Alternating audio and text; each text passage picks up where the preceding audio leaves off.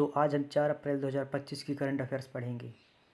Warangal चाप्टा chilli को मिला GI tag, किसानों को होगा लाभ। तेलंगाना के वारंगल की चाप्टा चिली यानी कि टोमेटो चिली को जियोग्राफी इंडिकेशन टैग मिला है, जिससे लगभग 20,000 किसानों को लाभ होगा, उनकी आय में वृद्धि होगी और बाजार में मांग बढ़ेगी। यह मिर्च अपने चमकदार लाल रंग और हल्की तीव्रता के लिए जानी जाती है और इसे अचार में और प्राकृतिक रंग के रूप में बड़े पैमाने पर उपयोग किया जाता है। यह मिर्च पिछले 80 वर्षों से वारंगल, हनुमकोंडा, मुलुगु और भूपालपल्ली जिले में 3,000 हेक्टेयर क्षेत्र में उगाई जाती है और इससे प्रतिवर्ष लगभग 11,000 टन उत्पादन होता है। हॉलीवुड के दिग्गज अभिनेता वाल किल्मर का 65 वर्ष की आयु में निधन। प्रसिद्ध अमेरिकी अभिनेता वेल किल्मर का निधन 65 वर्ष की आयु में निमोनिया के कारण हो गया, जिसकी पुष्टि उनकी बेटी मर्सिडीज किल्मर ने की है। वेल किल्मर को top gun, the doors, Tom stone और बैटमैन फॉरएवर जैसी प्रतिष्ठित फिल्मों में उनके किरदारों के लिए जाना जाता है। कई वर्षों से वे थ्रोट कैंसर से जूझ रहे थे। उनका जन्म 31 दिसंबर 1959 को लॉस एंजलिस में हुआ था और वे जूलियार्ड के ड्रामा डिवीज़न में प्रवेश पाने वाले सबसे कम उम्र के छात्र थे। उनका करियर रंगमंच से शुरू हुआ और उन्होंने 1984 में टॉप सीक्रेट से हॉलीवुड में कदम रखा। International mine awareness day. यह दिवस प्रतिवर्ष 4 अप्रैल को मनाया जाता है, जिसका उद्देश्य भूमिगत बारूदी सुरंगें अर्थात लैंड माइंस के खतरों के प्रति जागरूकता बढ़ाना और बारूदी सुरंग हटाने के प्रयासों को बढ़ावा देना है। 2025 में इस डे की थीम है सेफ फ्यूचर्स स्टार्ट हेयर, और जो युद्ध प्रभावित क्षेत्रों में लैंड माइंस के प्रभाव को खत्म करने के महत्व को दर्शाती है। लैंड माइंस जैसे कि anti personnel mines, anti vehicle mines and improvised explosive devices युद्ध समाप्त होने के बाद भी आम नागरिकों के लिए जानलेवा साबित होती हैं। यह दिवस पहली बार 2006 में मनाया गया था। भारत ने सीनियर एशियन रेसलिंग चैंपियनशिप में 10 पदकों के साथ किया समापन।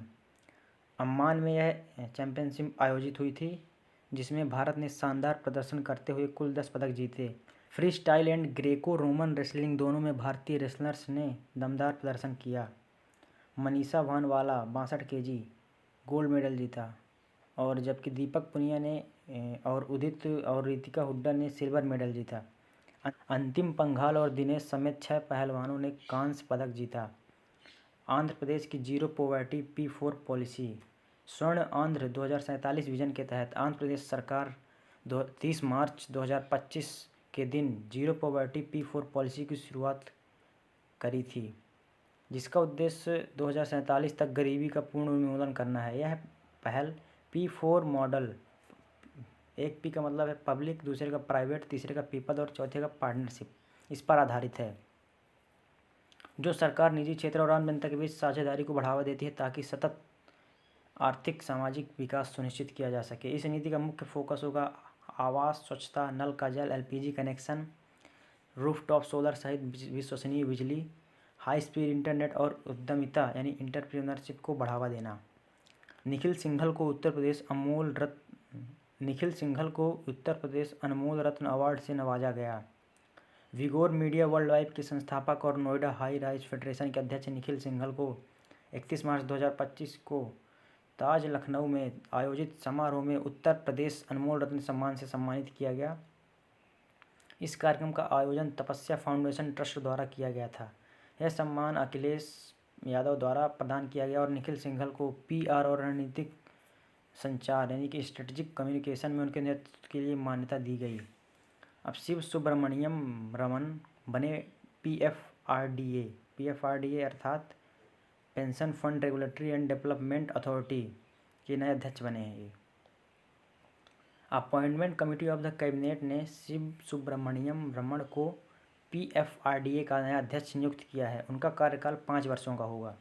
वर्तमान में वे CAG यानी भारत के नियंत्रक और महालेखा परीक्षक, controller and auditor general of India में उप CAG और मुख्य प्रौद्योगिकी अधिकारी के रूप में कार्यरत हैं।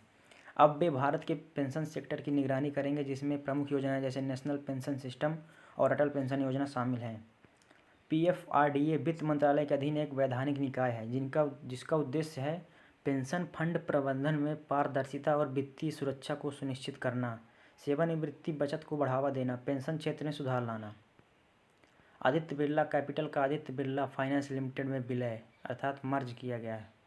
आदित्य बिरला कैपिटल एलटीडी ने अपनी एनबीएफसी सहयोगी company Aditya Birla finance limited के साथ सफलतापूर्वक विलय किया, जो 1 अप्रैल 2025 से प्रभावी हुआ। इस विलय को SEBI अर्थात securities and exchange board of India और RBI, NCLT और शेयर होल्डर्स और जो लेनदार होते हैं उनकी मंजूरी प्राप्त हो चुकी है। विशाखा मुल्ले को नया प्रबंध निदेशक यानी मैनेजिंग डायरेक्टर और CEO नियुक्त किया गया है, जबकि राकेश सिंह को CEO बनाया गया है। इसके अध्यक्ष हैं कुमार मंगलम बिड़ला, जिन्होंने ABCL की वित्तीय समावेशन और मूल्य सृजन के प्रति प्रतिबद्धता को दोहराया। RBI ने बदले ATM नकद निकासी शुल्क। RBI ने ATM नकद निकासी शुल्क में संशोधन किया है। अब मंथली फ्री लिमिट से अधिक निकासी पर प्रति लेन देन शुल्क 21 रुपये से बढ़कर 23 रुपये कर दिया गया है, जो 1 मई 2025 से प्रभावी होगा।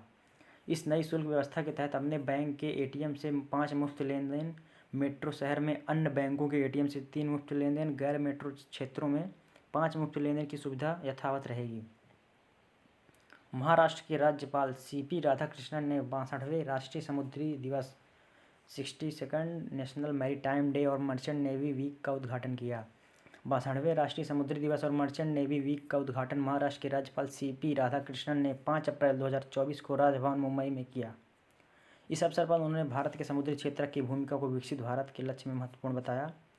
राज्यपाल ने बंदरगाहों के आधुनिकीकरण और महत्वपूर्ण संस्थानों जैसे directorate general of shipping, shipping corporation of India, Indian railways और एक्सपोर्टर्स के बीच बेहतर समन्वय और की आवश्यकता पर बल दिया, जिससे भारत का वैश्विक व्यापार और समुद्री इंफ्रास्ट्रक्चर अधिक सुदृढ़ हो सके। जम्मू कश्मीर में महिलाओं के लिए मुफ्त बस सेवा शुरू।